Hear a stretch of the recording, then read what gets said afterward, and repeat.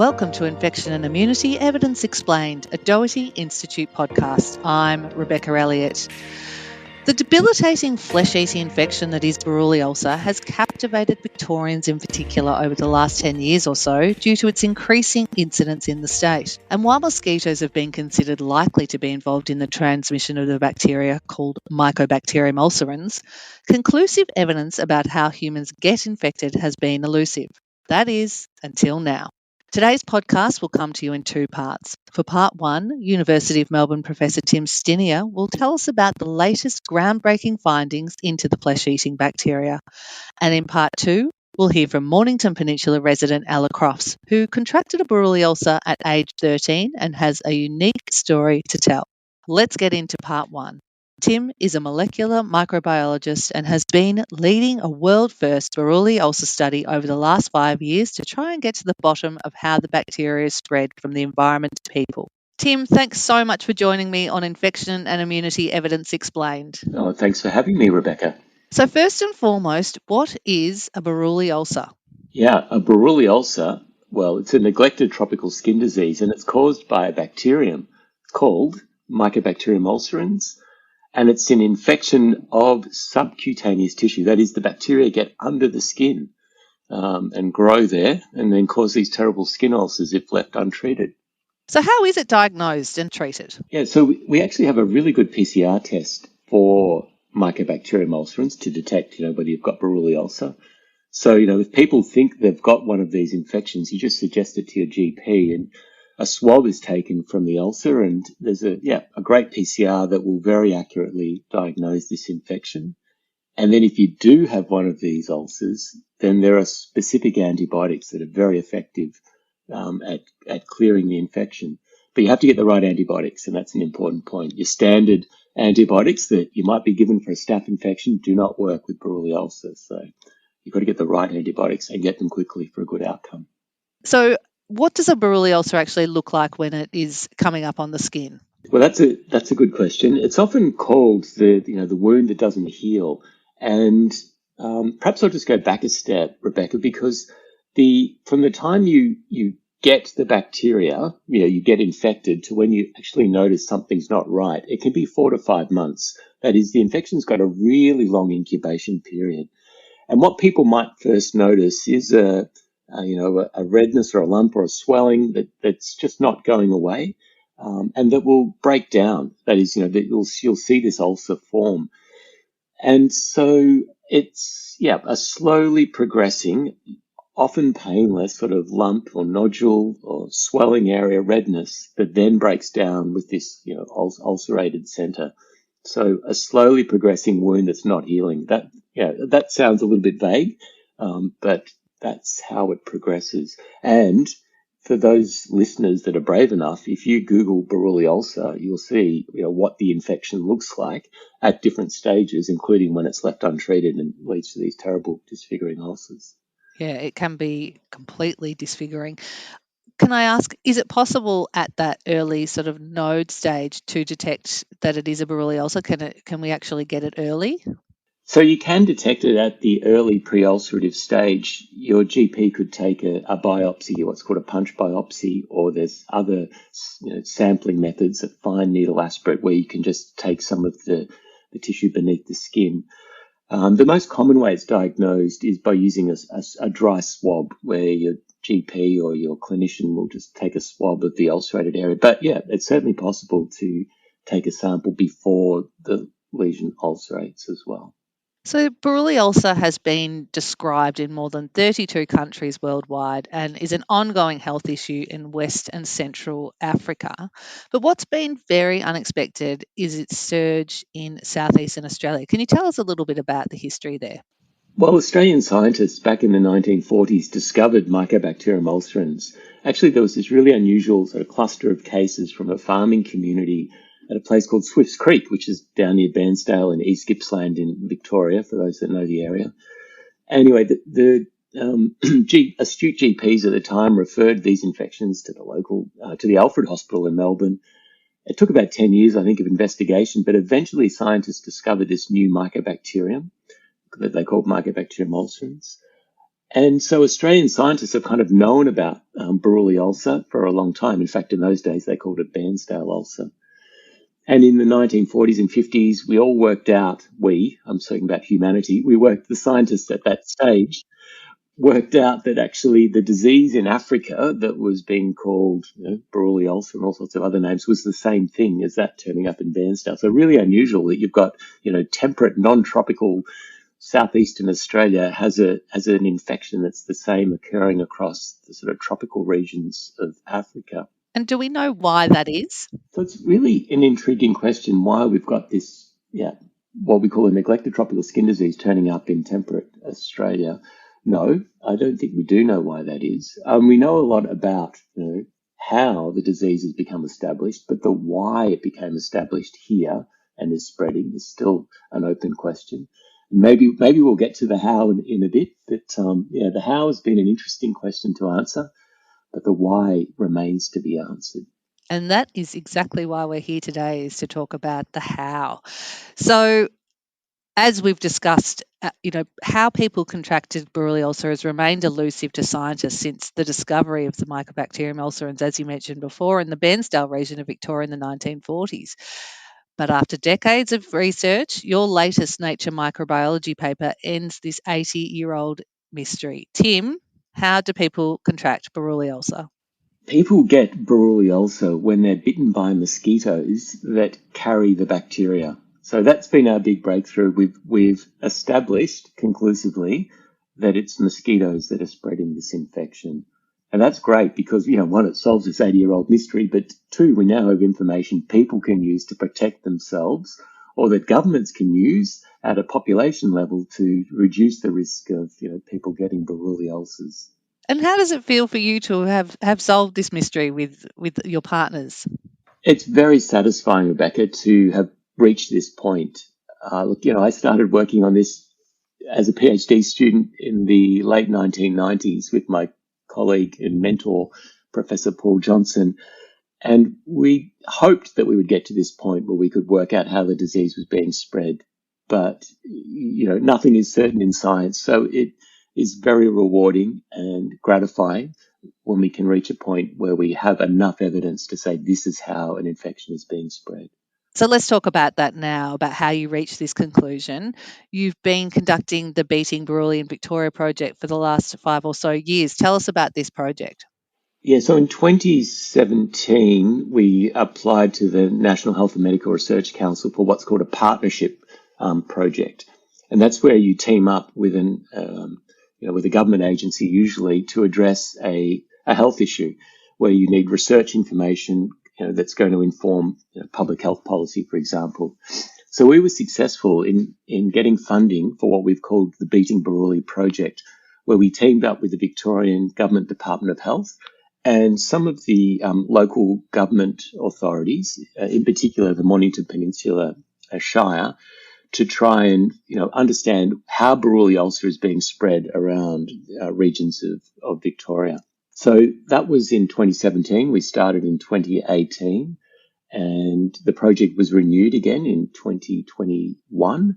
So we've had 2 tranches of funding, and that support has allowed us to establish the role of mosquitoes in spreading this infection, and also to confirm the role of a certain wildlife reservoir in the spread of this disease as well. And maybe we'll touch on what that wildlife reservoir is. So let's get into the nitty-gritty of the project. What did you actually have to do to establish this link? So the Beating Buruli project was all about testing the hypothesis that mosquitoes were spreading Buruli ulcer.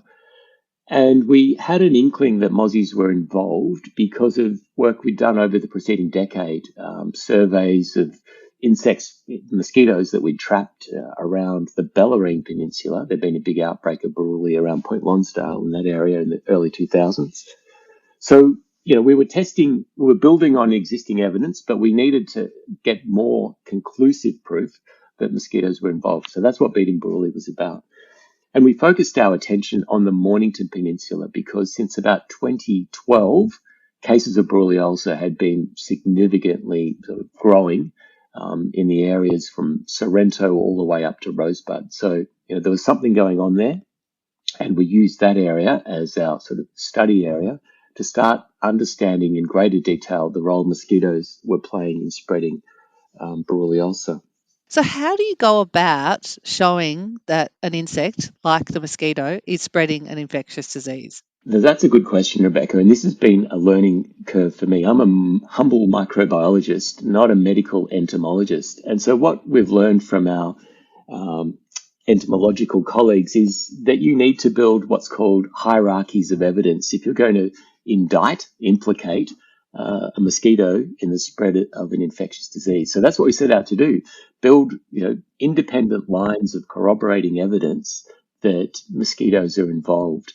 And in vector ecology, there are criteria that you need to fulfill if you're going to show that a mozzie is spreading a disease. So we set about addressing these criteria. What are these criteria? So one of these criteria is showing that the insect, the mosquito, carries the pathogen. And what we did here is a very large field survey of mosquitoes across the Mornington Peninsula, from that area from, say, Portsea all the way up to Rosebud, for those that know the area. It's about 350 square kilometres. And we did this, well, we had multiple trapping episodes, but the largest one spanned 4 months, from November 2019 until March 2020, when unfortunately COVID shut down our efforts. But nonetheless, we had 4 months of very solid trapping, 180 mosquito traps running sort of constantly over that time period, allowed us to get, as you say, in excess of 60,000 mosquitoes from that trapping episode. And that was the basis for giving us a really solid sort of understanding of, are the bacteria present in those insects, in those mosquitoes? Is it a particular species of mosquitoes?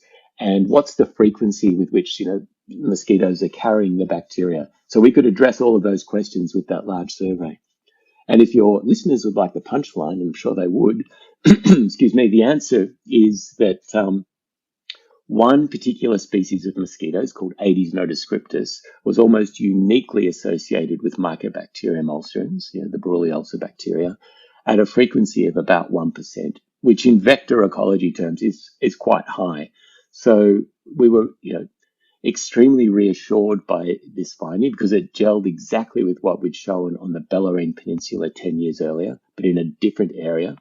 And completely consistent with our hypothesis that mozzies are spreading Buruli ulcer. So when we're building these hierarchies of evidence, the other thing we're able to do in this paper was use this cutting-edge genomics in two different ways. One, we could look at blood-fed mosquitoes. So these are female mosquitoes where when we trapped them, we could see they had blood in their abdomen from recent, feeding on various different hosts.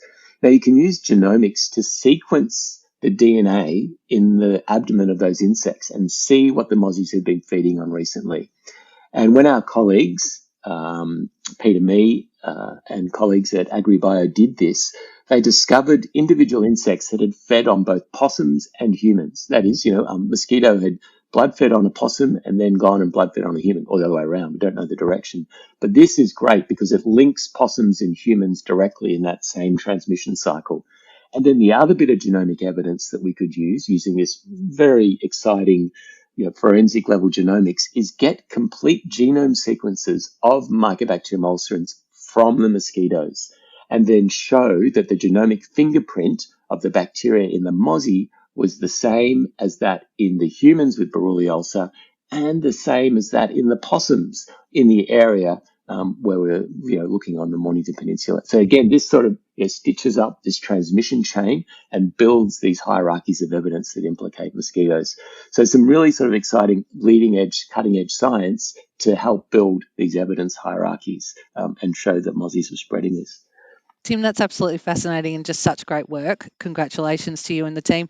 You did point to before about a wildlife reservoir. Can you touch on that too? Yeah, so there's sort of 4 things that we think you need to establish a Buruli ulcer endemic area. And, there's mosquitoes, there's humans, that's 2 things. The third key element is there is a wildlife reservoir. And what we've shown over a couple of decades of research now is it's the Australian native possum.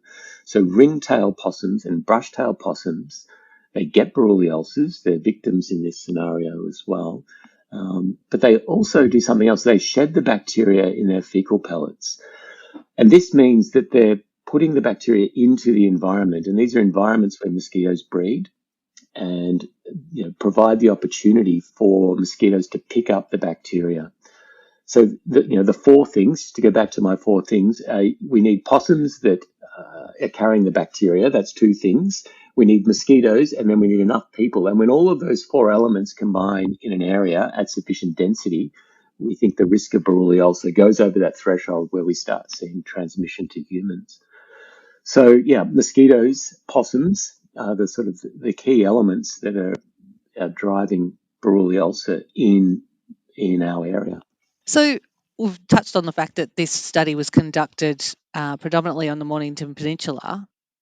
Can we conclude that mosquitoes are the culprit for spreading the disease in other parts of Australia and around the world? This is a good question, Rebecca. I think in far north Queensland, the evidence is yes, and that's based on a smaller number of mosquito surveys, but still showing the same thing, that there is an association of the bacteria with mosquitoes in these far north Queensland Buruli endemic areas. Now, the jury's still out on what's going on in African countries. There have been mosquito surveys. They haven't tested 60,000 mozzies, but in one of the largest surveys that's been done and published of about 4,500 mosquitoes, they didn't find any evidence of the bacteria associated with mosquitoes. So, yeah, an open question. I don't think that the transmission dynamics will be very different in African countries because the bacterium is the same or almost the same. There's some strain variations, but it's essentially the same pathogen. So there'll be learnings from what we've discovered in southeastern Australia. But when we get up to give talks and we talk about Australian native possums as a wildlife reservoir, one of the first things people will say, but there are no possums in Africa. And that is That was exactly what I was going to say. Oh, that's very true. There are no possums in Africa, and we are yet to find an equivalent wildlife reservoir. Although I will just add that colleagues in Cote d'Ivoire and Ghana have shown some evidence that there's a rodent-like animal called a grass cutter that can get Buruli ulcer and does look analogous to a possum. But I think the level of investigation there is not quite as extensive as what we've done here, and more work needs to be done. Now, as science goes, getting to this point has not been linear. There was a bump in the road that saw you change the project design. Can you tell us a little bit about that? Yeah, so in your earlier question, about the study design and the criteria for demonstrating insects are spreading the disease, we actually had a different study design in our first version of Beating Buruli, and it involved what we call an intervention. And it was a mosquito intervention where we were going to spray in areas where Buruli ulcer is prevalent to reduce mosquito numbers and show that if we reduce the mosquito numbers, the disease we would reduce the number of cases in humans. Now, the bump in the road was that spraying program eventually met with quite a lot of local resistance. We weren't expecting that. We'd gone through all sort of, what we hoped was a thoughtful and careful process to get ethical approval. But the bump in the road, was quite a strong local backlash to the idea of spraying. I still have vivid memories of that time because, people felt very strongly about spraying and that we shouldn't be spraying, and that the evidence for mosquitoes didn't justify spraying. And I think there were some valid arguments there, but I know that myself and some of the other leaders of the project faced sort of heated meetings from concerned residents, and we certainly took all that on board and changed the study design. And in the end, we still ended up with a good outcome. I think the strength of the evidence from the intervention that we proposed would have been very strong, but that's life. We were certainly willing to adapt, and what we ended up with was very satisfactory and almost as good as what we'd initially proposed without the spraying. So, Tim, this project, Beating Buruli in Victoria, is ongoing. What's the next phase of the program? That spraying program went by the by, but we do have another mosquito intervention project that's running right now in the inner Melbourne suburbs of Essendon and Pascoe Vale South and Brunswick West. And it's using these really innovative traps that our colleagues at the University of Melbourne, led by Ari Hoffman and his team, have been trialling. And these traps sit in people's gardens. They're environmentally friendly. That doesn't involve spraying, but it reduces mosquito numbers. Reduces the number of female egg-laying mosquitoes in an area. And so we're testing these at the moment in areas where Buruli ulcer is emerging. Our main aim is, can we reduce mosquito numbers using these environmentally friendly backyard traps? And will that be enough to reduce the risk of Buruli transmission to people? So I think we're really excited about this because it's not spraying. It's a much more targeted, environmentally friendly way to reduce mosquito numbers. And we've had really good community uptake of these traps. So very excited to see if we can make a difference. And gee, wouldn't that be an exciting way to kind of, extend this work that we've demonstrated mosquitoes spreading this infection. And now we've got this really low impact solution to reduce the Buruli risk. So that's where we're really, got our attention at the moment, Rebecca, and fingers crossed these traps do the trick. Absolutely, fingers crossed. So what can people do to avoid contracting the Buruli ulcer?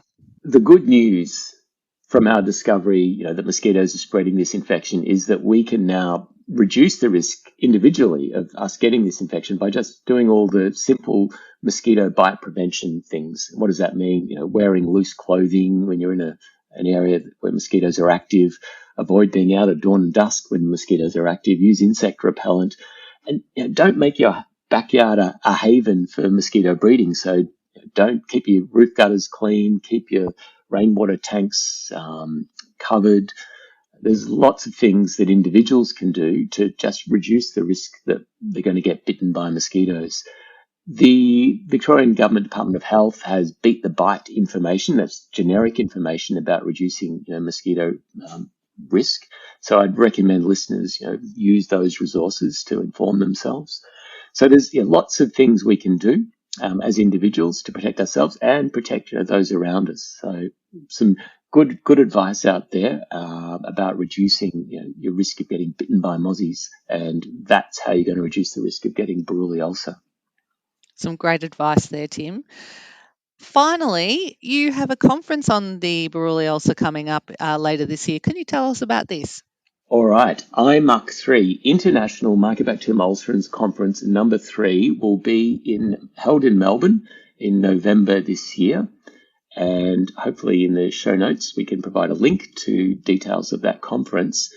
This is the third International Mycobacterium Ulcerans Conference. The second one was in 1998 at Box Hill Hospital. So we think we're a long time between drinks. It is a long time between drinks. There have been other Buruli ulcer meetings, most of them hosted in Geneva by the World Health Organization. But we felt it was time for another Melbourne-based conference, particularly with the progress we've made here and also just the burden of Buruli ulcer in this part of the world at the moment. So we're getting experts from around the world to come together and to discuss some of the key issues around Buruli ulcer. So that'll be transmission, treatment, and also a sort of a broader goal of this conference is to shine a bit of a light on these neglected tropical skin diseases, of which Buruli ulcer is one. So it'll be a great meeting of the minds and a great opportunity to really try and advance the field and promote the progress we've made and to think about where we go next with trying to tackle this disease. So who should attend this conference? I guess this conference is targeted at scientists, at clinicians, at public health officials. That's the audience and participants who are likely to get the most out of this meeting. We will have patients represented as well, but I think it's mainly the professionals working in this field who would benefit from this meeting. Tim, a huge congratulations again on this breakthrough, and thanks so much for joining me today. It's been a pleasure, Rebecca. Really enjoyed talking to you. Thank you. And thanks to all of you for listening to Infection and Immunity Evidence Explained, a Doherty Institute podcast. Be sure to tune in to part 2 of the podcast with Mornington Peninsula resident Ella Crofts, who contracted Buruli ulcer at age 13. We'll also reveal the winner of our Life as We Knew It book giveaway. And if there's a specific topic you would like us to cover, please get in touch with us by emailing doherty-media@unimelb.edu.au. That's doherty-media@unimelb.edu.au. If you've enjoyed our podcast, please rate and review on your favourite podcasting app and subscribe if you haven't already. The Doherty Institute is a joint venture between the University of Melbourne and the Royal Melbourne Hospital. See you over in part 2.